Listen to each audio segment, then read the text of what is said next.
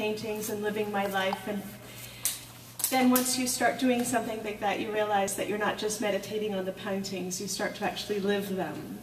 And art opens up the doors to an experience that changes us. And as a study in change, as a study in reunion and reunification of the two sides of the psyche, I'm happy to say that I have been on a real journey since February 10th.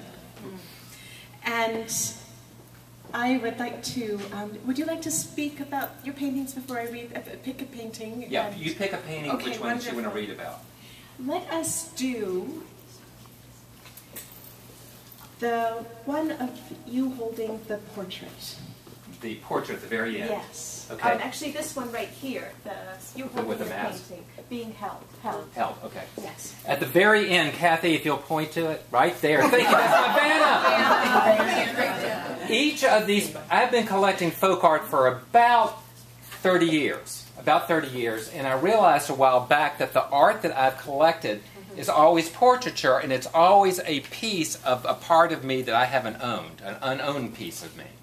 And so it came to me that it might be kind of fun to do a painting series of kind of me, but with a different piece from my collection. So, and we'll talk a little bit more about that later.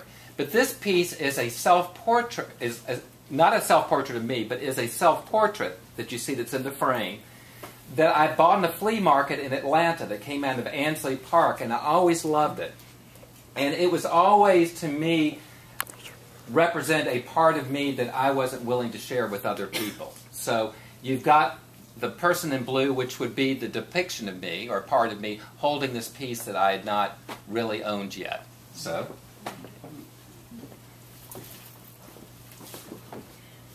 the painting.